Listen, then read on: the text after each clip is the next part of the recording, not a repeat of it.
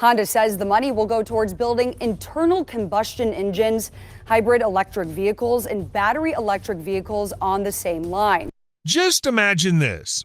You finally paid off your electric car that cost you tens of thousands of dollars. You drive it out of the dealership feeling like you're doing your part to save the planet. The battery is full, the screen is glowing, everything looks perfect. But then after driving for a while, the battery suddenly drops to 12%. The next charging station is 40 miles away. And there you are, sitting in the car, staring at that number, your heart pounding as you ask yourself, did I really make the right decision buying an EV? And that's not just your story. It's the story of millions of people who are slowly realizing that the electrified future tech companies have painted looks great on paper, but it is not always convenient in real life. And right at the moment when the EV market seems like it has taken over the entire game, a voice comes out of Tokyo, the CEO of Honda, one of the oldest and most trusted car brands in the world. And what he revealed about a completely new engine could force the entire EV industry to rethink everything from the ground up. This is not about Honda fighting against the green transition. This is about a company betting that the road to a sustainable future does not have only one lane. And if they're right, Tesla, BYD, and an entire industry racing headfirst into lithium batteries could soon face a rival they never saw coming. So what exactly is this engine? Why could it be so dangerous for the biggest names in electric vehicles? And is this really a turning point for the global auto industry? Or just another massive promise that will disappear into thin air? Let's get into the story. And before we start, if you enjoy deep dive videos like this, make sure you hit subscribe down below. We post new videos every week about technology, cars, and the trends reshaping the future. The world bet everything on electric cars, then reality hit. If you look back over the past 10 years, it is not hard to see the bigger picture. The entire auto industry has pivoted in one direction: electrification. Governments around the world have announced plans to ban gasoline-powered vehicles. Major corporations and smaller companies alike have poured billions of dollars into lithium batteries, charging stations, and gigafactories. Tesla became the symbol of the future. BYD rose into a dominant force across Asia. Rivian, Lucid, and dozens of other startups entered the race with promises of ranges reaching 400, 500, or even 600 miles on a single charge. The market responded. Investors poured in money. The media celebrated. And for one brief moment, it looked like everything was following the script perfectly. But then, reality hit. And it did not hit gently. Electric vehicle prices are still high. The most affordable EVs in the American market rarely fall below $30,000. Lithium batteries depend on supply chains concentrated in only a handful of countries, especially for minerals like cobalt, lithium, and nickel. These are scarce materials, expensive to extract, and they come with serious ethical concerns.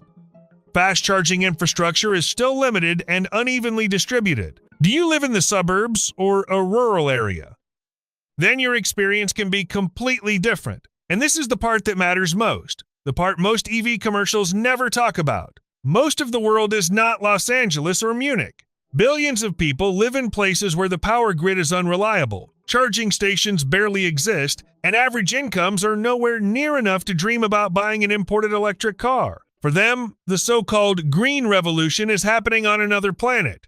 And that is exactly the gap Honda sees. Honda is not against electric cars. They're not denying climate change. They're asking a different question, a more practical question. If the real goal is to reduce global emissions, which path actually gets the most people there the fastest at the lowest cost? And their answer is shaking up the entire industry. But to understand why this matters so much, we need to look at the core of the story. What Honda is building and why it is different from everything you have heard before. Let's start with something clear. This is not the hybrid car you knew back in 2004.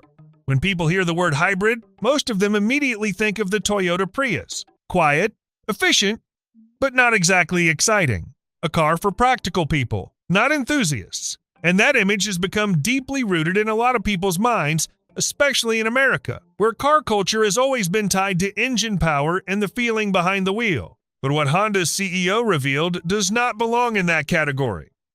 At a global press event in May 2025, Toshihiro Mibe, Honda's president and chief executive officer, said something very few people in the room were expecting. He did not announce that Honda was giving up on internal combustion engines. He did not promise to go fully electric by a certain year. Instead, he introduced a vision he called powertrain flexibility. And at the center of that vision is a next-generation hybrid platform Honda has been quietly developing for years. So what is it exactly? Honda's new engine is built around a series parallel hybrid system. That may sound technical, but let me explain it in a much simpler way.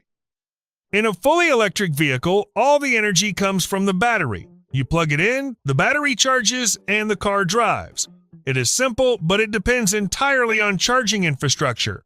In an older hybrid like the Prius, the gasoline engine and electric motor work together, but in a fairly rigid way. The battery is small, the electric-only range is limited, and most of the driving still depends on gasoline. Honda's system is different. The internal combustion engine is optimized to operate at its most efficient point. It is not always running. It only turns on when it is truly needed.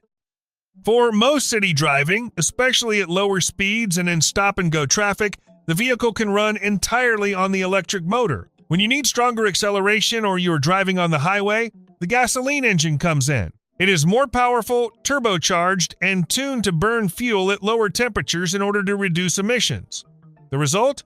Estimated fuel economy above 50 miles per gallon in real-world driving conditions. Carbon dioxide emissions reduced to a level that could come close to an EV when measured across the full operating life cycle. And no need to plug it in. But that technical explanation still does not tell the whole story.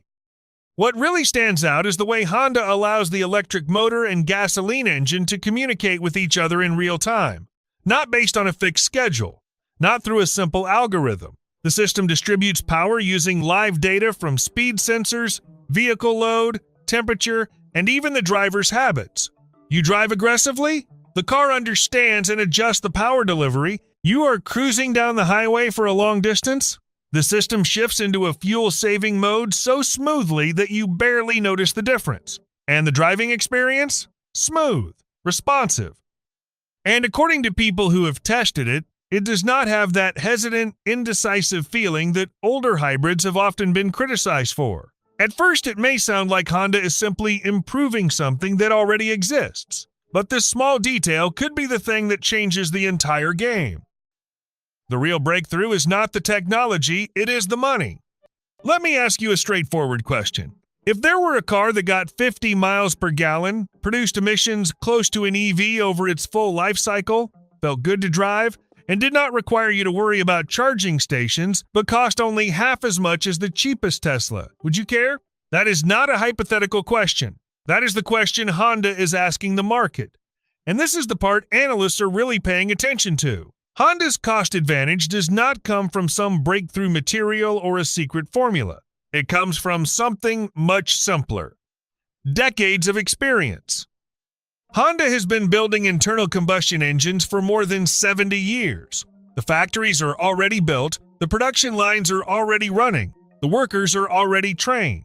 The parts supply chain has already been established with thousands of suppliers around the world. When you add an electric motor to a mature engineering platform like that, production costs do go up. But they do not increase exponentially the way they do when you are building an entirely new battery factory from scratch. Now compare that with a fully electric vehicle. To build an EV, you need batteries. Batteries need lithium. Lithium needs to be mined in certain parts of the world, mostly in South America, Africa, and Australia. Then you need cobalt, much of which comes from the Congo, where human rights concerns have been raised for years. Then there is nickel, manganese, and dozens of other materials, each one carrying its own geopolitical risk. That supply chain is fragile. It can break when a country introduces an export ban, when war erupts in a region, or when mineral prices rise because demand is growing faster than supply. Honda does not depend on that as heavily. Their hybrid system uses a much smaller battery, enough to drive short distances on electric power and recover energy through regenerative braking, but not large enough to become a major burden on the global mineral supply chain. And when production costs are lower, selling prices can be lower. When prices are lower, the potential customer base becomes much larger. Look at the actual numbers. The cheapest Tesla Model 3 currently costs around $38,000 before tax credits. The Chevrolet Equinox EV, one of the more affordable electric vehicles in the American market, is also close to $35,000. Meanwhile, Honda's current hybrid models, which are not even the newest generation that its CEO just announced, already start at around $26,000 to $28,000. If Honda can keep this next-generation hybrid in that price range, or even lower it through better manufacturing efficiency, they could open up an entire market segment that electric vehicles still have not reached. And that is only in the American market. In emerging economies across Southeast Asia, India, and Africa, that price gap means even more. But no matter how impressive a technology is, it means nothing if it cannot be produced at scale. Not everything is perfect. It would be unfair and dishonest to praise this idea without looking directly at the uncertainties. The auto industry is filled with bold announcements that turn into products delayed year after year. So what challenges is Honda facing? First, regulatory pressure. Several American states, led by California, have announced plans to ban the sale of new gasoline-powered vehicles by 2035. Other states are following the same path. The European Union has a similar plan. In that environment, even an efficient hybrid system is still legally considered a gasoline vehicle, which means it could fall under increasingly strict regulations. Honda will need to lobby policymakers and convince lawmakers that next-generation hybrids should not be treated the same way as ordinary gasoline cars. And that will not be an easy battle to win when political support for EVs remains strong.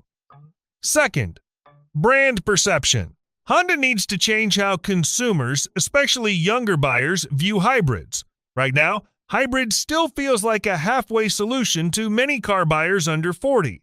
Tesla, meanwhile, has built a brand tied to the future, innovation, and personal identity. To compete at that level, Honda will need to invest heavily in user experience, design, and brand storytelling, not just technical specifications. Third, the launch timeline. Honda says this new hybrid system will begin appearing in its models by late 2026, but the auto industry has seen countless examples where late 2026 turns into mid-2028. Any delay could give competitors a major opportunity to take advantage of the gap. Fourth, competition from the hybrid segment itself. Toyota is not standing still. Toyota already has a huge hybrid ecosystem and is developing the next generation of its Toyota New Global Architecture. Hyundai and Kia are pushing hard on both EVs and hybrids. If Honda launches later than expected, those competitors will not go easy on them. Fifth, the question of full life cycle emissions. One of the strongest arguments from EV supporters is that even when you count everything from lithium mining to the end of a vehicle's life, EVs still create fewer emissions than gasoline cars. Honda will have to prove that its new hybrid system can compete on that measure. And the answer depends heavily on the power grid in each region. None of this means Honda's going in the wrong direction, but it does mean the road ahead has a lot more turns than the press releases make it seem. And this is where the race gets even more intense, because Honda is not the only company trying to dominate the future. How are Tesla, BYD, and the EV giants responding? Let's look at the competitive picture honestly. Tesla is not without weaknesses right now. Yes, it still leads in software, charging experience through the supercharger network, and brand recognition in the premium market. But it is also facing pressure from multiple directions. Volatile stock prices, competition from BYD in the lower price market, and pressure on profits after repeatedly cutting vehicle prices over the past 2 years. Tesla still does not have a truly mainstream vehicle priced under $30,000 in the United States. The cheapest model it is promised, the so-called $25,000 Tesla, still has not reached consumers. Meanwhile, Honda could fill that gap with next-generation hybrids at a similar price point. BYD is another major competitor, and in Asian markets and several emerging countries, BYD has been winning big with affordable EVs and in-house lithium iron phosphate battery production. But BYD has an obvious weakness in the United States: import tariffs. Chinese electric vehicles are currently facing tariffs as high as 100% when entering the American market. And given the geopolitical tension between the United States and China, The chances of that changing anytime soon are very slim. Honda, on the other hand, builds many of its vehicles right inside the United States. It does not face those import tariffs. It has a massive dealer and service network. And after more than 40 years in the American market, Honda has a level of trust that many newer competitors would need decades to build. What about Hyundai and Kia? They are playing this very intelligently. They are pushing forward with EVs like the Ioniq and EV6 while keeping hybrids and plug-in hybrids as a safety net. But if Honda's next-generation hybrid system really reaches more than 50 miles per gallon, it could outperform most of the hybrids currently available. And here is the most interesting part: the quiet response from the EV world. Some industry insiders say that at least a few electric vehicle companies are quietly speeding up research into range extender technology. In other words, adding a small gasoline engine to an EV to extend its range when the battery runs low. That is basically a hybrid. It is just being called something else. Even Elon Musk, who once described hydrogen as completely ridiculous, has sounded noticeably less dismissive in recent comments about alternative fuel technologies. The market is sending signals, and the biggest players are listening. But the real question is not who wins the technology battle. The real question is this: who wins over everyday consumers? The people who do not live in the polished world of advertisements, but on roads where the GPS has not even updated the locations of charging stations yet. So in the end, the biggest question remains: does this technology really have enough power to change the future? Who will benefit from this future? Let's talk about real people. You are a 45-year-old American. You've paid off your house. You've helped put 2 kids through college. And now you are thinking about replacing your old car. You care about the environment, not in a slogan kind of way, but in the sense that you genuinely want to make the right ethical and financial decision when buying your next vehicle. You look at Tesla and see a starting price close to $40,000. You look at charging infrastructure and wonder what happens if you take a weekend trip to a rural area without a supercharger. You remember the power outage last year that lasted 3 days. For someone like you, Honda's new hybrid system is not just another option. It is an answer to a problem that still has not had a satisfying solution, and that is only one person. Multiply that by tens of millions of households across the United States, and by hundreds of millions of people around the world who are in similar situations but face even tighter financial pressure, and you start to understand why Honda believes this strategy could win. But the impact does not stop with consumers. From an energy policy perspective, if Honda proves that next-generation hybrids can achieve emissions levels close to electric vehicles, lawmakers may be forced to rethink current regulations. The EV-only by 2035 roadmap could need to change in order to include high-efficiency hybrids. That would be a shift supported by the oil industry, but it could also be a change that reflects reality more accurately for most drivers. From a global supply chain perspective, a hybrid system that relies less heavily on lithium and cobalt could reduce pressure on mineral resources that are already being fought over aggressively. It could also reduce geopolitical pressure in some regions that are being heavily exploited. From a technology innovation perspective, if Honda succeeds, competition will increase. And competition is one of the best things that can happen for consumers. Tesla will have to move faster. BYD will have to find ways around tariff barriers. Hyundai will need to improve even more. And overall, the market could deliver better choices, more reasonable prices, and faster progress. When it comes to emerging markets, this may be the most important part that rarely gets discussed in financial reports or American market analysis videos. Today's electric vehicles mostly serve middle-class and wealthy buyers in developed cities. Meanwhile, most population growth and transportation growth over the next 20 years will come from Asia and Africa.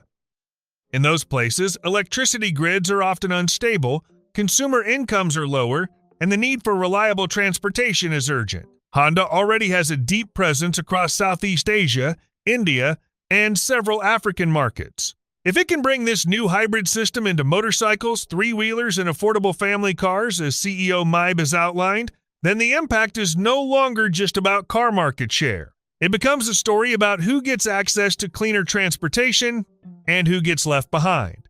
Honda's betting that the real green revolution cannot happen only in Silicon Valley or Munich. It has to happen in Jakarta. in Lagos, in Chennai, in places where a $15,000 vehicle can transform an entire family's livelihood. And if Honda is right, this could become one of the most important shifts in the history of global transportation. Not because it is the most glamorous, but because it is the most real. Honda has announced that by the end of 2026, this new engine system will be integrated into a range of products from compact cars to high-performance motorcycles. And in another important move, Honda has also announced that its production lines will be built with the flexibility to produce internal combustion vehicles, hybrids, and fully electric vehicles on the same platform. That gives Honda the ability to react quickly to the needs of each market without having to rebuild entire factories. That is a level of flexibility not many competitors have right now. So after everything we have just covered, what does the bigger picture look like? Honda is not saying it is killing electric vehicles. And honestly, nobody should expect that. The world is big enough for multiple technologies to exist at the same time. But what Honda is really saying, and what Toshihiro Mibe was signaling in his message from May 2025, is that the future of transportation is not one straight road leading to one single destination. Some people will drive Teslas. Some will drive BYDs. And hundreds of millions of people around the world are waiting for a third option, something cleaner, more affordable, and more practical for their daily lives. If Honda really delivers on what it has promised, this will not just be a victory for a Japanese brand. It will be a victory for practicality in an era where ideology can sometimes overpower reality. But of course, nothing is certain yet. The history of the auto industry is full of big promises that never became reality, and the road from a press release to a vehicle parked in your driveway is still a long one. What is certain is this: the race has officially become much more interesting. So what do you think?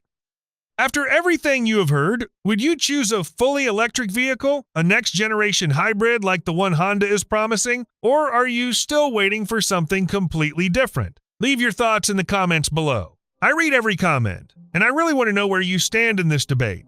And if this video helped you see the issue a little more clearly, hit like and share it with someone who is unsure about their next car. And do not forget to subscribe, because next week we're going to take a deeper look at the next generation battery race that is quietly reshaping this entire competition.